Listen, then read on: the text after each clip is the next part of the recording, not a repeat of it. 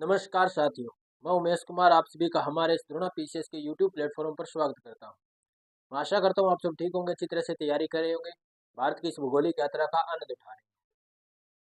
तो आज हम देख रहे हैं भारत का भूगोल और भारत के भूगोल में हमने पिछले क्लास में भारत का भौगोलिक विभाजन पूरा कर लिया था। आज हम एक नया टॉपिक शुरू करने वाले हैं। नया टॉपिक शुरू करने से पहले आप सभी का तहे दिल से धन्यवाद। आज हमारे 1000 सब्सक्राइबर पूरे हो चुके हैं। तो आप सभी का हमारे साथ जुड़ने पर हार्दिक अभिनंदन है। आप सभी का बहुत बहुत धन्यवाद। इसी प्रकार से आप हमें हमारे साथ जुड़े रहिए और हमें प्यार देते रहिए और हम आपके लिए नई नई क्लासें लाते रहें। अभी ईओआरओ का भी बैच अभी करने जा रहे हैं, नगर पालिका अधिनियम, जिसमें हम पूरा करवाएंगे, मैं ही करवाऊंगा। तो इसी प्रकार से आप जुड़े रहिए और हम भी आपके लिए अपडेट्स लाते रहें। तो शुरू करते हैं आज के सेशन को। भारत के भूगोल में हम आज एक नया टॉपिक शुरू करने वाले हैं। टॉपिक का नाम होगा, बहुत ही महत्वपूर्ण टॉपिक है, बहुत ही महत्वपूर्ण टॉपिक, और टॉपिक का नाम है भारत की जलवायु। भारत की जलवायु एवं मानसून तंत्र, उसके बारे में आज हम चर्चा करेंगे। इस टॉपिक को हम बड़े ही सरल भाव से पढ़ने प्रारंभ करेंगे और उसी प्रकार से हम देखेंगे जिस प्रकार से क्वेश्चन पूछे जाते हैं। अच्छी समझ के साथ इस टॉपिक को पढ़ना पड़ेगा, क्योंकि यहाँ से कॉन्सेप्चुअल क्वेश्चन बहुत आते हैं और फैक्ट्स में भी प्रश्न पूछ लिए जाते हैं। कुछ टर्मिनोलॉजी है जिनके बारे में हम बात करेंगे, कुछ ऐसे शब्द हैं जो पूछ लिए जाते हैं जो टिपिकल से शब्द हैं और आसान भी हैं, मुश्किल भी है। आसान ऐसे होंगे कि आपने यदि पढ़े होंगे तो आसान लगेंगे, और यदि नहीं पढ़े होंगे तो आपको मुश्किल लगेंगे। तो आज शुरू करते हैं भारत की जलवायु एवं मानसून तंत्र। तो हेडिंग डाल लीजिएगा, भारत की जलवायु। भारत की जलवायु और मानसून तंत्र। मानसून तंत्र आज हम विशेषकर हम देखेंगे मानसून के बारे में, क्योंकि विश्व में भारत की एक अलग ही स्थिति है मानसून को लेकर के। ये जो मानसूनी दशाएं देखी जाती है विश्व के अंदर सिर्फ भारत में ही देखी जाती है। भारत के अलावा अन्य किसी भी देश में या महाद्वीप में, प्रायः उपमहाद्वीप में ऐसी स्थिति नहीं देखने को मिलती। भारतीय उपमहाद्वीप में भी में ही ये स्थिति हमें देखने को मिलती है, ये मानसून देखने को मिलता है। तो मानसून वर्ल्ड जियोग्राफी के बारे में के हिसाब से पढ़ेंगे तो भी हमें ये भारत में ही देखने को मिलता है। फिजिकल जियोग्राफी का अच्छा इसमें हमें टच मिलेगा। तो इसको अच्छी तरह से समझेंगे क्या होता है, किस प्रकार की इसमें टर्मिनोलॉजी है। कुछ शब्द जो यहाँ से बार बार पूछे जाते हैं, जैसे जेट स्ट्रीम क्या होती है, ITCZ क्या है, पछुआ पवने क्या है, व्यापारिक पवने क्या है, अधो ध्रुवीय पवने से क्या है, उनके बारे में भी बातें करेंगे। तो शुरू करते हैं इस सेशन को, और इसमें हम आज कुछ क्वेश्चनों को लेकर के चलेंगे, उन क्वेश्चनों के हिसाब से देखेंगे। इसको हम पढ़ना प्रारंभ करेंगे। देखो किस प्रकार से, इसमें हम पहला देखेंगे कि मानसून क्या है। मानसून क्या है, तो पहले हम इसे ही देखेंगे कि मानसून क्या है। फिर हम देखेंगे मानसून के बारे में देख रहे हैं तो मानसून में सिद्धांत कौन कौन से हैं, किन सिद्धांतों पर मानसून कार्य करता है, मानसून को पढ़ने के लिए कौन कौन सी थ्योरीज दी गई है। तो देखेंगे मानसून का सिद्धांत, मानसून सिद्धांत, इन सिद्धांतों के बारे में चर्चा करेंगे, कौन कौन से सिद्धांत दिए गए हैं। फिर इसमें देखेंगे भारतीय मानसून, भारतीय मानसून, और इसी के साथ हम देखेंगे मानसून की तिथि, कब, किस समय या किस तिथि में ये जो मानसून देखा जाता है, मानसूनी पवनें कब कब देखी जाती हैं, वो सारा इसके अंदर हम देखने वाले हैं। फिर हम चौथा देखेंगे मानसून की शाखाएं किस प्रकार से, मानसून की शाखाएं देखेंगे।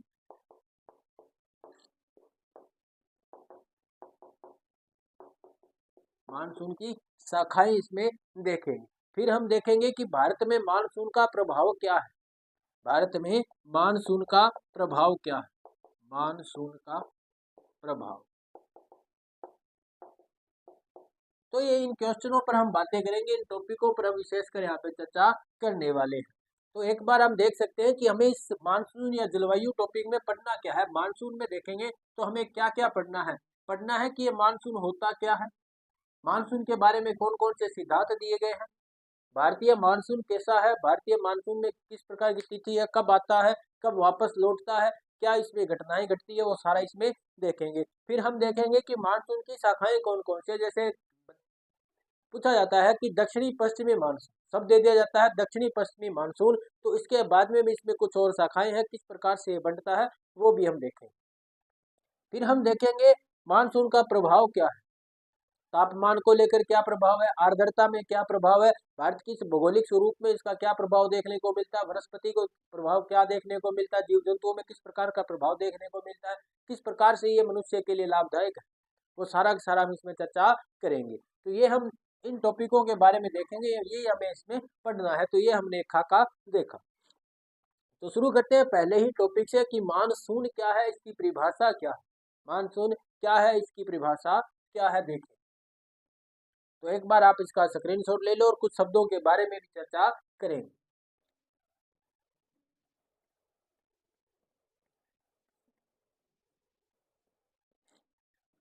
तो मानसून को शुरू करते हैं और पहला ही क्वेश्चन हम उठाते हैं कि मानसून क्या है। मानसून क्या है?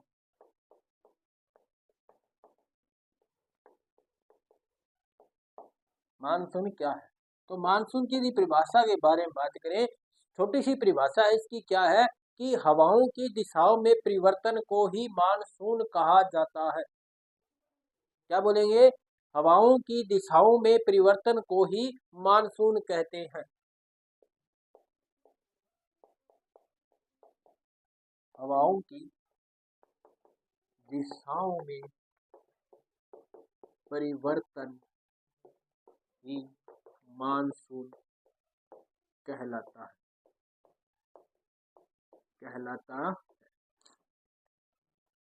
हवाओं की दिशाओं में परिवर्तन ही मानसून कहलाता है, या हम कह सकते हैं मौसम में परिवर्तन ही क्या कहलाता है, मानसून कहलाता है। ये है मानसून। अब इसके बाद देखो, हमने जलवायु को भी देखा, तो एक बार कुछ शब्द और इसमें देख लेते हैं। जैसे हम देखें जलवायु, जलवायु क्या होती है।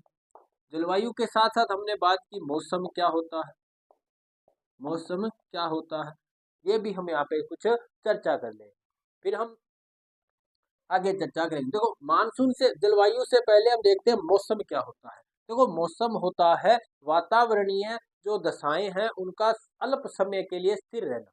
कम समय के लिए जो मौसमी जो वातावरणीय जो दशाएं हैं वो क्या कहलाती है, मौसम कहलाती है। अब बात करें वातावरणीय दशाएं क्या होती है, तो ये देखो, ये हमारी पृथ्वी है और ये पृथ्वी के चारों तरफ का वातावरण या वायु मंडल है। अब इसमें जो वातावरणीय दशाएं हैं वो क्या है, तो देखो, एक तो तापमान, आर्द्रता, तापमान, आर्द्रता, हवाओं की दिशा,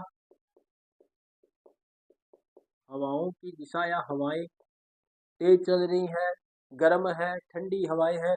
तो ये देखो, ये ताप, आर्द्रता, हवाएं और दाब, वायु दाब, ठीक। और इसमें कौन सा हो जाएगा, वायु दाब। तो ये जो चीजें हैं इन सभी का स्थिर रहना, यदि ये अल्प समय के लिए, कम समय के लिए यदि रहती है, जैसे हम बात करें 1 घंटा, दो, 1 घंटा, 2 घंटा, 1 दिन, 2 दिन, इस प्रकार से यदि ये रहे, इसके बाद चेंज हो जाए, जैसे हम देखते हैं सुबह का जो तापमान होता है वो कम होता है, दोपहर का तापमान बढ़ जाता है, शाम का तापमान वापस कम हो जाता है। तो दिन में जो ये तापमान का जो बदलना हो रहा है, कभी हम देखते हैं कि बादल आ गए, तो इसमें हम किसको देख सकते हैं, बादल को भी देख सकते हैं, वर्षा को भी देख सकते हैं। ये सारी सारी क्या होती है, वायुमंडलीय दशाएं, वायुमंडलीय दशाएं, ये सारी वायुमंडलीय दशाएं होती है। और ये कम समय के लिए यदि स्थिर रहेंगी, जैसे हमने देखा दिन में ऐसा तो है नहीं कि बारिश हो रही है जो पूरे दिन या पूरा साल लगातार हो रही है, तो ऐसा तो नहीं होता। होता क्या, आधा घंटा बारिश रही, उसके बाद वो बंद हो गई, फिर धूप आ गई, फिर इस प्रकार चलेगा। फिर हम देखते हैं जैसे सर्दी, अब सर्दी में ऐसा थोड़ी है कि सर्दियां पूरे साल लगातार चलेंगी, नहीं होती, लगभग 2 महीने ज्यादा ठंड पड़ती है, 2 महीने क्या रहती है सर्दी, फिर उसके बाद वापस सर्द ऋतु या गर्मी, उसके बाद थोड़ा सा तापमान कम होना। दिन में भी हम देखते हैं 2 से 3 बार तापमान कम कम ज्यादा हो जाता है। सुबह मौसम अलग है, दोपहर को बादल आए, बारिश हो गई, तो उसके बाद ठंड हो जाएगी, सर्दी हो जाएगी, थोड़ा सा तापमान कम हो जाएगा, रात महसूस होगी। इस प्रकार से हम देखते हैं कि तापमान में जो बदल जाती है, आर्द्रता बदलती रहती है। आर्द्रता जैसे यदि हम रात की बात करें तो आर्द्रता ज्यादा होगी, ये जो आर्द्रता है हवाओं की दिशा या वायु दाब, जैसे हम देखें तापमान बढ़ेगा वायु दाब घटेगा। तो तापमान देखो दोपहर का तापमान बढ़ा होता है तो उस वक्त वायु दाब क्या होगा, कम होगा। रात को जो तो रात में जब हम देखते हैं लगभग 3 से 5 बजे के बीच में जो तापमान होता है वो सबसे निम्न होता है दिन का। उस वक्त तापमान कम होगा तो वायु दाब बढ़ा हुआ होगा। तो ये देखो तापमान भी बढ़ रहा है, तापमान में भी परिवर्तन हो रहा है, वायु दाब में परिवर्तन हो रहा है, बादल आ रहे हैं जा रहे हैं, बादल आ गए तो थोड़ा सा तापमान कम हो जाएगा। तो इस प्रकार की जो दशाएं हैं वायुमंडलीय दशाएं हैं, इन दशाओं में परिवर्तन को ही हम मौसम कह सकते हैं और जलवायु कह सकते हैं। तो देखो अब मौसम किसे कहेंगे, यदि ये कम समय के लिए स्थिर रहती है, 1 घंटे बाद बदल जाती है, 10 मिनट बाद बदल जाती है, हफ्ते बाद बदल जाती है, तो इन्हें हम कहेंगे मौसम। क्या कहेंगे, मौसम कहेंगे, मौसम कहेंगे। और फिर यदि बात करें कि ये जो दशाएं यदि लंबे समय तक, जैसे हम बात करें 10 वर्षों तक, 10 वर्षों से 30 वर्षों तक, यदि ये 10 वर्ष 30 वर्ष यदि ये एक जैसी दशाएं रह जाएंगी तब हम इन्हें क्या कहेंगे, जलवायु कहेंगे। क्या कहेंगे, जलवायु कहेंगे। जैसे यदि हम बात करें ये हमारी पृथ्वी है तो और यह हमारा क्या, भूमध्य रेखा, 0 डिग्री अक्षांश रेखा। अब सूर्य है तो सूर्य देखो 0 डिग्री से लेकर के कर्क रेखा के बीच में और मकर रेखा के बीच में, तो कर्क रेखा से मकर रेखा के बीच में पूरा साल सीधा चमकता है, पूरा साल सीधा चमकता है, इसका सूर्य का प्रकाश यहाँ पे सीधा गिरता है। तो ये जो तापमान है यहाँ पे पूरा साल कैसा तापमान रहता है, तो हाई टेम्परेचर रहता है, हाई टेम्परेचर रहता है और लो प्रेशर रहता है। हाई टेम्परेचर, तापमान बढ़ेगा तो दाब घटेगा, ये जो सिचुएशन है यहाँ पे पूरा साल रहती है। यदि पूरा साल ऐसी स्थिति रहेगी तो यहाँ की जलवायु कैसी हो जाएगी, यहाँ का तापमान ज्यादा है हम उसे कह सकते हैं उष्ण, और ये जो तापमान ज्यादा है तो हम इसे कहेंगे उष्ण जलवायु। क्या कहेंगे, उष्ण जलवायु, क्योंकि ये हमेशा ही रहती है। आज से 50 साल पहले बात करें, चाहे 1000 साल पहले बात करें, चाहे 1 लाख वर्ष पहले, जब से पृथ्वी बनी है, जब से ये सिचुएशन हुई है, जब सूर्य से पृथ्वी अलग हुई है, उसके बाद से देखें तो इस भूमध्य रेखा पर, ये तो देखो बाद में निर्धारित की गई है भूमध्य रेखा, लेकिन ये जो जगह थी, स्थान था, वो तो यहीं पर स्थायी था। अब देखो इस जगह से आज से यदि बात करें 1 लाख साल बाद भी देखेंगे तो भी इसी प्रकार की स्थिति रहेगी। तो रहेगी तो इसका मतलब ये क्या हुआ, ये जलवायु यहाँ पे क्या रहेगी, उष्ण ही रहेगी। ऐसा नहीं होगा कि यहाँ पे सर्दियां हो जाएंगी, यहाँ पे सर्दियां कतई नहीं होने वाली। क्यों नहीं होने वाली, क्योंकि सूर्य का तापमान यहाँ पे बिल्कुल सीधा जाता है, सूर्य का जो किरणें हैं वो यहाँ पे बिल्कुल सीधा पड़ती है, सीधा पड़ने के कारण यहाँ का जो तापमान हाई रहता है। पूरा साल एक जैसा तापमान यहाँ पे देखने को मिलता है। हम इसे सम जलवायु भी कह सकते हैं, सम जलवायु, या हम इसे विषुवतीय प्रभाव भी कह सकते हैं, विषु भी कह सकते हैं, विषुवतीय प्रभाव, विषुवतीय जलवायु भी इसे कह सकते हैं। तो ये इस प्रकार की सिचुएशन है जलवायु में, यानी कि यदि कोई ऐसा वायुमंडलीय दशाएं जो लंबे समय तक, माने तो 30 वर्षों तक, यदि 30 वर्ष से अधिक समय, 10 वर्ष से अधिक समय तक यदि लगातार एक जैसी स्थिति रह जाए तो वो क्या कहलाएगी, जलवायु। और अल्प समय के लिए वायुमंडलीय दशाओं जो रहती है, बदलती रहती है, उन्हें हम क्या कहेंगे, मौसम कहेंगे। आशा करता हूँ बातें समझ में आई होगी। अब देखो इनको परिभाषा में हम लिख लेते हैं, इसका स्क्रीनशॉट लेना चाहो तो ले सकते हो। अब देखते हैं आगे, अब इनको लिख लेते हैं। परिभाषा के तौर पर क्या लिखेंगे, मौसम में लिखते हैं। पहले क्या लिखेंगे, अल्प समय के लिए, अल्प समय के लिए वायुमंडलीय दशा, वायुमंडलीय दशा क्या कहलाती है, मौसम कहलाती है। और इसमें देखेंगे जलवायु, तो क्या लिखेंगे,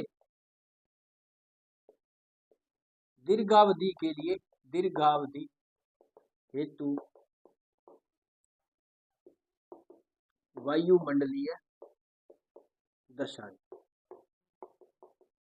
दशाएं समान रहे, समान रहना क्या कहलाती है, जलवायु कहलाती है। कम समय के लिए यदि वायुमंडलीय दशाएं एक समान रहती हैं तो वो क्या कहलाएगी, मौसम। अधिक समय के लिए, दीर्घावधि के लिए बात करें तो कम से कम कितना, 30 वर्ष। इसका क्राइटेरिया क्या निर्धारित किया गया है, 30 वर्ष। तो 30 वर्षों से अधिक, से अधिक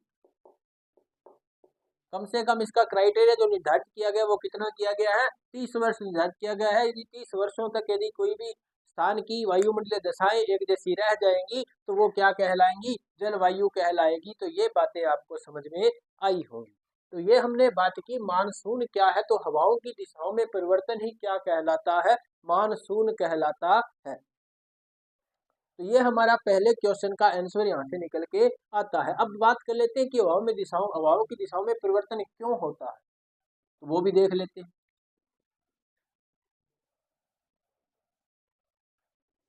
अब देखिए, ये जो हवा है, वायु है या कोई भी और चीज है, उसका नेचर यही रहेगा कि वो उच्च दाब से कम दाब वाली जगह पर जाना पसंद करेगा।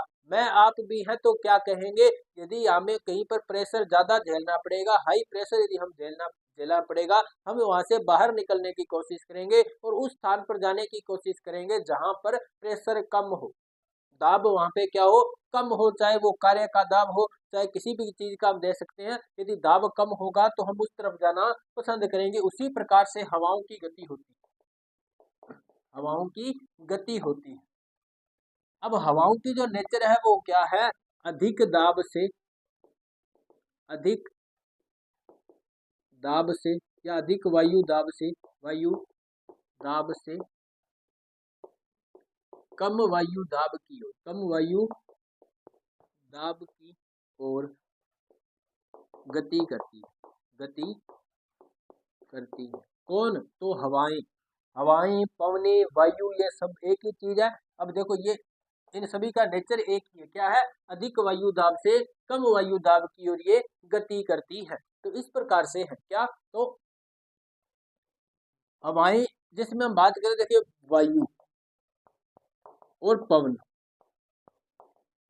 वायु और पवन एक दूसरे के पर्यायवाची जरूर है, क्या है, पर्यायवाची है, लेकिन इनका जो अर्थ है, जो शाब्दिक अर्थ, वो क्या है, अलग है, क्या है, अलग है। हम इन्हें पर्याय कह सकते हैं, लेकिन यदि किसी दो शब्दों का मतलब एक ही हो तो उनको अलग अलग लिखने की जरूरत ही क्यों पड़े। इसीलिए देखो, इन वायु और पवन में क्या है, अंतर है। वो अंतर आज आप इस द्रोणापीसेस के यूट्यूब प्लेटफॉर्म पर समझ सकते हो। तो देखो, ये जो वायु और पवनों में क्या अंतर होता है, तो देखो इसमें हम लिखेंगे गैसों का, देखो हवा क्या है, हवा है गैसों का प्रवाह, गैसों का झुंड, समूह या प्रवाह, क्या कहलाता है, तो हवा कहलाता है। गैसों का समूह है, क्या कहलाएगा, हवा कहलाएगा। अब उसके बाद बात करें वायु, तो गैसों का प्रवाह क्या कहलाएगा, वायु। देखो, गैसों का ऊर्ध्वाधर प्रवाह, ऊर्ध्वाधर प्रवाह क्या कहलाता है, वायु कहलाता है। वायु होता है गैसों का ऊर्ध्वाधर प्रवाह। जैसे हम बात करें, ये हमारी पृथ्वी है और ये पृथ्वी के ऊपर क्या है, वायुमंडल है, वायुमंडल है। अब क्या होगा, देखो ये जो हवाएं है, यहाँ पे क्या गैसें हैं, और गैसें जैसे ही ऊपर की ओर उठेंगी, इनकी यदि ऊर्ध्वाधर गति होगी, नीचे से ऊपर की ओर जब ये जाएंगी तो ये क्या कहलाएगी, वायु कहलाएगी। नीचे से ऊपर की ओर जा रही है, ऊर्ध्वाधर इनकी गति हो रही है, क्या कहलाएगी, ये वायु कहलाएगी। और यदि इनकी गति हो समांतर, भूमि के, धरती के, धरातल के, पृथ्वी के समानांतर यदि गति हो, या हम कह सकते हैं क्षैतिज गति हो, कैसी गति हो, क्षैतिज गति यदि इनकी होगी, या हम कह सकते हैं कि गैसों का क्षैतिज प्रवाह, गैसों का क्षैतिज प्रवाह क्या कहलाएगा, तो पवन कहलाएगा।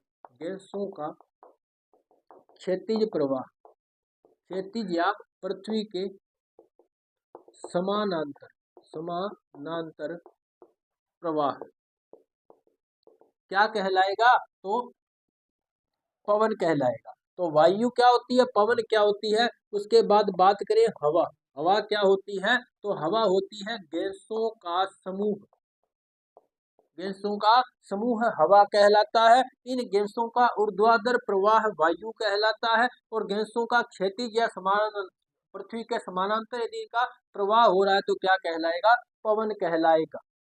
तो बातें ये भी आपको समझ में आ गई होंगी कि हवाएं किसे कहते हैं, पवने किसे कहते हैं, और वायु किसे कहते हैं। कंफ्यूज मत होना, तीनों शब्दों का अर्थ अलग है, पर्याय एक के ही है। देखो गैसों के लिए प्रयोग में हो रहा है, एक तो गैसों का समूह है, एक गैसों का ऊर्ध्वाधर प्रवाह है और एक कैसा है, गैसों का क्षैतिज प्रवाह। गैसों के लिए शब्द प्रयोग हो रहा है, इसीलिए हम इसे कह सकते हैं कि ये तीनों एक दूसरे के क्या है, पर्याय हैं। हिंदी में यदि हम कहेंगे तो क्या कहेंगे, पर्यायवाची है। इसके वायु के पर्यायवाची पवन हवा है, लेकिन लेकिन इन तीनों का शाब्दिक अर्थ अलग अलग होगा। हवा गैसों का समूह है, पवन गैसों का क्षैतिज प्रवाह, वायु गैसों का ऊर्ध्वाधर प्रवाह। ऊपर उठेगी गैस, यदि ऊपर उठ रही है तो वो क्या कहलाएगी, वायु कहलाएगी। यदि गैस समानांतर बह रही है आगे तो वो क्या कहलाएगी, पवन। और उन गैसों का जो झुंड समूह है जो है वो क्या कहलाएगा, हवा कहलाएगा। तो बातें ये भी आपको समझ में आ गई होंगी। तो शब्दों से आप अच्छी तरह से परिचित हो चुके होंगे कि ये शब्द क्या है। बातें हम इसी प्रकार से आगे कुछ शब्दों के बारे में करने वाले हैं। तो इसी टॉपिक में हम देखेंगे कि शब्दों के बारे में आगे कौन कौन से शब्द जो हमें इस पूरे टॉपिक को समझने के लिए जरूरी है। तो देखते हैं आगे, क्या आप समझ गए होंगे। अब देखो आगे,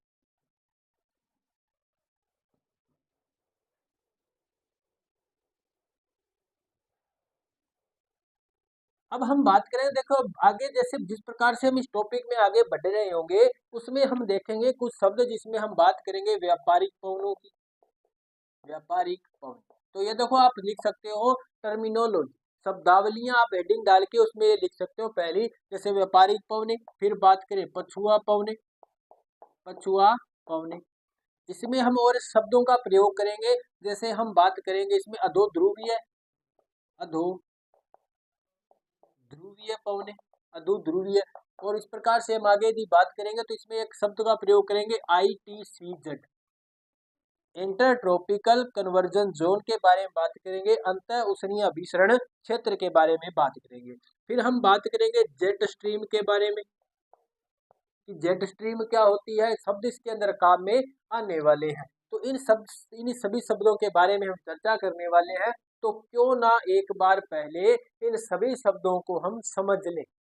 क्या होता है, क्या होते हैं, क्या होती है व्यापारिक पवने, क्या पछुआ पवने होती है, दो ध्रुवीय क्या है, और ITCZ क्या है, जेट स्ट्रीम क्या है। इन सभी शब्दों का हमें प्रयोग करना पड़ेगा। इन शब्दों को देखेंगे तो इसमें हम क्या देखने वाले हैं। हमने पहले एक शब्द प्रारंभ किया था कि उच्च वायु दाब से हवाएं जो निम्न वायु दाब की ओर चलती। अब ये उच्च वायु दाब बनता कैसे है, निम्न वायु दाब बनता कैसे। तो पहले देखते हैं उच्च वायु दाब। एक उच्च वायु दाब पढ़ेंगे, एक हम देखेंगे निम्न वायु दाब। निम्न वायु दाब अलग अलग दशाओं में अलग अलग स्थानों पर बनते हैं, उच्च वायु दाब और निम्न वायु दाब। एक ही स्थान पर दोनों देखे जा सकते हैं, लेकिन एक समय में दोनों नहीं देखे जा सकते। एक स्थान पर एक समय में अलग अलग स्थानों पर देखे जा सकते हैं, दोनों एक जगह पर एक स्थान एक समय पर नहीं देखने को मिलते। अब क्या होगा, उच्च वायु दाब कैसे होगा। अब देखो समझते हुए चल, ये हमारा धरातल है, ये धरातल है और उसके ऊपर क्या है, वायुमंडल है। क्या है, वायुमंडल है, गैसों का समूह है। यहाँ पे है, प्रवाह हो रहा है, क्षैतिज भी हो रहा है और ऊर्ध्वाधर प्रवाह भी हो रहा है। अब क्या होगा देखो, जैसे ही सूर्य का तापमान आया, जैसे सूर्य की किरणें यहाँ पर पड़ी, सूर्य की किरणें पड़ी। अब क्या होगा, ये जो गैसें हैं, क्या यहाँ पे जो गैसें थी अब वो गर्म होंगी। क्या होंगी, गर्म होंगी। गर्म होंगी तो अब ये गर्म होकर के इसमें हल्की हो जाएगी। कैसी होगी, हल्की। आपने एक शब्द पढ़ा होगा उत्प्लावन बल, उत्प्लावन बल, उत्प्लावन बल। इसमें क्या होता है, जैसे ये पानी का भरा एक भगोना है, ये पानी का कोई बर्तन है, पानी का बर्तन जिसके अंदर हमने क्या डाल रखा है, पानी। चाय तो पी होगी आपने, चाय बनाई भी होगी। अब इसको यदि हम किसी चूल्हे पर रख दें, जैसे ये हमारा क्या है, यहाँ पे कोई बर्नर है, ये हमारा कोई बर्नर है जिसके अंदर ये आग जल रही है। अब ये जो पानी का बर्तन है, कुछ समय बाद देखो यहाँ से जैसे ये पानी गर्म होगा, पानी गर्म होगा तो अब इसमें क्या होगा, यहाँ से जो ऑक्सीजन है, जो ऑक्सीजन है, क्योंकि जल में क्या होती है ऑक्सीजन, और ज्यादा उसमें तापमान पड़ता है तो वो जो ऑक्सीजन और हाइड्रोजन अलग हो जाते हैं, H+ और OH अलग हो जाते हैं, OH- ये अलग हो जाते हैं। अलग होते हैं उसे हम कहते हैं जल वाष्प।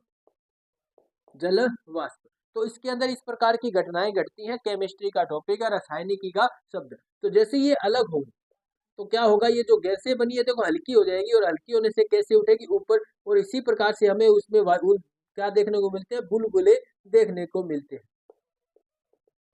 जैसे ही पानी उबलता है उसके अंदर जो बुलबुले जो दिखाई देते हैं। यदि हम बात करें चाय पत्ती, देखो चाय बनाते हैं तो दूध डालने से पहले जो चाय पत्ती होती है देखो जैसे ही गर्म होगी तो ये चाय पत्ती भी इनके साथ साथ ही ऊपर आएगी।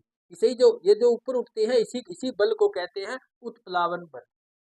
अब इसी प्रकार से इसमें स्थितियां होगी, जैसे ही यहाँ पे तापमान बढ़ेगा, धरातल के आसपास तापमान बढ़ेगा तो यहाँ की जो गैसें हैं वो किस प्रकार की गति करेंगी, देखो ये हल्की हो जाएंगी। तो हल्की होने से ये कैसी उड़ेगी, ऊपर उठेगी। हल्की होकर के ऊपर उठेगी, ऊपर उठने के बाद ये गैसें तो ऊपर उठ गई और यहाँ का स्थान कैसा हो गया, रिक्त हो गया। कैसा हो गया, रिक्त हो गया। अब देखो यहाँ पे रिक्त है, यहाँ की जो हवाएं तो ऊपर उठ गई, क्या यहाँ पे दाब रहेगा क्या? तो आपका जवाब क्या होने वाला है, नहीं रहेगा। तो यदि यहाँ पे तापमान बढ़ रहा, तापमान बढ़ा, तापमान बढ़ने से क्या हुआ, ये जो यहाँ का वायु दाब था वो क्या हो गया, कम हो गया। क्योंकि यहाँ की जो वायु थी कहाँ चली गई, वो ऊपर की ओर उठ गई, यानी कि वो क्या बन गई, वायु बन गई, वो ऊपर की ओर उठ गई, ऊर्ध्वाधर उन्होंने गति की। अब क्या हुआ, देखो इसी के स्थान पर देखो, ये बात है जैसे स्थल है ये कोई, ठीक है। तो इस प्रकार की ये सिस्टम, यहाँ पे क्या हुआ, वायु दाब बढ़ गया। अब बात करते हैं तो दिन का मौसम है, कैसा मौसम है, दिन का, क्योंकि सूर्य तो दिन में दिखाई देता है। अब इसी के साथ हम रात की बात कर लेते हैं, रात की। अब क्या होगा, रात में सूर्य का तापमान तो होगा नहीं, और ये जो धरातल है इसका नेचर होता है जल्दी गर्म होना और जल्दी ठंडा होना। जल्दी गर्म भी होता है, जल्दी ठंडा भी होता है। तो देखो रात में क्या होगा, ये जो धरातल कैसा हो जाएगा, ठंडा हो जाएगा। धरातल ठंडा हो जाएगा। तो जैसे ही ये धरातल ठंडा होगा तो ये जो गैसें इसके पास में कुछ टकरा रही होंगी वो भी क्या हो जाएंगी, ठंडी हो जाएंगी। ठंडी होकर के संघनित हो जाएगी, जम जाएंगी। तो ये देखो जो ऊपर जो हवाएं थी वो कहाँ पे आएंगी, इस प्रकार नीचे ठंडी होकर नीचे गिरने लगी, ठंडी होकर संघनित होकर नीचे गिरने लगेंगी। और गिरेंगी तो देखो यहाँ पर वायु का क्या, गैसों का क्या हो गया, जमावड़ा हो गया। गैसें ज्यादा हो गई तो क्या होगा, वायु दाब भी बढ़ जाएगा। वायु दाब कैसा होगा, बढ़ेगा। और क्यों क्यों बढ़ा, क्योंकि तापमान घट रहा था। तापमान घटने से गैसें क्या होगी, संघनित होकर धरातल की ओर आने लगी, और धरातल पर जितनी ज्यादा वायु होगी अब क्या हो जाएगा, ये जो वायु दाब क्या हो जाएगा, बढ़ जाएगा।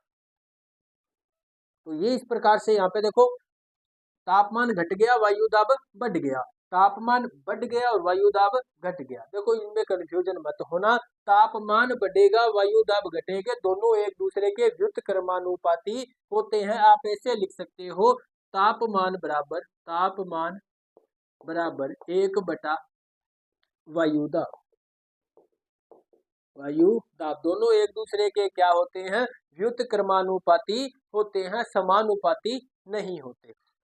ये जो सिचुएशन हमें यहाँ पे देखने को मिलती है। अब बातें करते हैं अलग अलग स्थानों के बारे में। ये तो थी एक स्थान पर अलग अलग समय में। अब बातें करते हैं एक समय में अलग अलग स्थानों पर किस प्रकार की घटनाएं घटती है। अभी मैंने बात की जो धरातल है, धरातल क्या होता है, जल्दी ठंडा और जल्दी गर्म, जल्दी गर्म हुआ जल्दी ठंडा होता है। लेकिन जल है, जो जल जल है वो क्या होता है, देर से गर्म होता है, वह देर से ही ठंडा होता है। आपने ये तो देखा होगा, यदि एक बार पानी को गर्म कर लिया तो वो आधा पौना घंटा या 1 घंटे बाद वो क्या होता है, ठंडा होता है, यदि हमने एक बाल्टी में पानी डाला हुआ है। तो यदि इसी प्रकार से बात करो, यदि कोई बड़े क्षेत्र में जैसे महासागर में पानी है, अब उसको ठंडा होने में कितना समय लगेगा, और और गर्म होने में कितना समय लगेगा। तो जल देर से गर्म होता है, देर से ठंडा, और जो धरातल है जल्दी गर्म और जल्दी ठंडा होता है। अब देखो इसमें क्या बातें हम देखने वाले हैं। तो इसके अंदर जो बातें देखने वाले हैं वो हम देखेंगे धरातल के बारे में, और अब देखेंगे समुद्र के बारे में कि समुद्री क्षेत्र में क्या घटनाएं घटेंगी। और ये तो हमारा क्या है, धरातल है, तो धरातल पर क्या घटनाएं देखने को मिलेगी, किसी समुद्र या महासागर में क्या घटनाएं देखने को मिलेगी एक समय में। ये तो अलग अलग समय में एक स्थान की बात थी। अब देखते हैं एक स्थान पर अलग अलग, एक समय में अलग अलग स्थानों के बारे में। तो क्या होगा, जैसे अब दिन है, क्या है, दिन है, सूर्य यहाँ पे अपनी तीक्ष्ण अवस्था में है। दोपहर का समय है। अब क्या होगा, दोपहर का समय ये जो धरातल पर क्या आ रही है, सूर्य की किरणें, और इधर जल पर भी पड़ रही होगी कुछ किरणें। अब लेकिन क्या होगा, दोनों में जो सूर्य की किरणें जो पड़ रही हैं, उन दोनों में से फर्क क्या होगा, ये जो धरातल जल्दी गर्म हो जाएगा, समुद्र का पानी है जो क्या होगा, जल्दी से गर्म नहीं होगा। तो ये तो पहले गर्म हो गया, क्या हो गया, गर्म हो गया। अब गर्म हुआ तो यहाँ की ये जो पवनें थी, गैसें थी, कहाँ पे चलेंगी, ऊपर की ओर उठेंगी, हल्की होकर के ऊपर उठ गई, तो यहाँ का दाब कैसा हो गया, कम हो गया। धरातल का दाब, वायु दाब कैसा हो गया, कम हो गया। अब इसी समय यदि बात करें समुद्र के बारे में, तो समुद्र में क्या स्थिति बनेगी, ये जो देर से, यानी कि अभी तक भी क्या है, गर्म नहीं हुआ, गर्म नहीं हुआ, जितना धरातल गर्म हुआ उसकी अपेक्षा ये कम गर्म है, यानी कि ठंडा है, इसका तापमान क्या है, कम है। तो तापमान यदि यहाँ का कम होगा तो जो गैसें जो यहाँ पर है वो नीचे की ओर गिरेंगी, नीचे की ओर गिरेंगी, तो यहाँ का दाब कैसा हो जाएगा, ज्यादा, दाब कैसा होगा, बढ़ेगा। धरातल का दाब यदि कम है, उसी समय समुद्र का दाब जो क्या होगा, ज्यादा होगा। अब वायु दाब देखो ज्यादा है, दिन का समय है, वायु दाब धरातल पर कम है, समुद्र में ज्यादा है, सागर में ज्यादा है। अब ये बताओ, हवाएं कौन सी दिशा से या पवनें कौन सी दिशा से कौन सी दिशा में चलेगी, कहाँ से कहाँ की ओर चलेंगी। तो देखो, ये जो पवनें, यहाँ पर वायु दाब ज्यादा है। अब हमें पहले ही हमें बात की थी, हवाओं की या पवनों की दिशा क्या होती है कि वो अधिक वायु दाब से कम वायु दाब की ओर, उच्च वायु दाब से निम्न वायु दाब की ओर आना पसंद करती है। तो अब ये देखो, समुद्र की ओर से हवाएं चलेंगी या पवनें चलेंगी, और किस तरफ आएंगी, वो धरातल की ओर आएंगी, धरातल की ओर आएंगी। तो दिन की यदि बात करें तो पवनों की दिशा क्या रहेगी, समुद्र से धरातल की ओर ये पवनें आएंगी, उच्च वायु दाब से निम्न वायु दाब की ओर चलती है। इसकी विपरीत स्थिति बनती है रात में। रात में क्या होगा, देखो, दिन में यदि समुद्र कुछ गर्म हुआ है तो रात में जल्दी ठंडा नहीं होने वाला, लेकिन जो धरातल है वो जल्दी ठंडा हो जाएगा।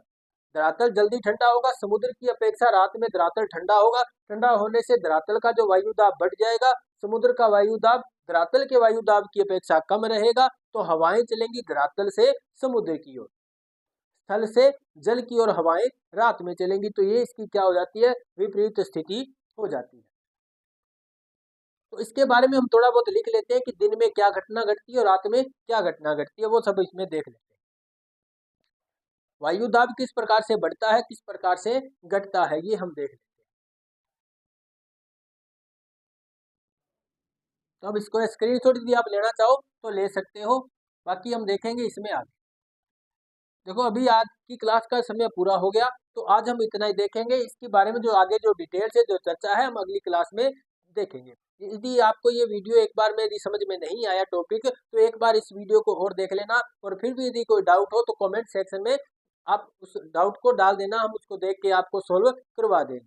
तो कैसी लगी आज की क्लास, हमें कमेंट में जरूर बताना। अगर अच्छी लगी हो तो लाइक कर देना, कमेंट कर देना, और अपने साथियों को शेयर कर देना।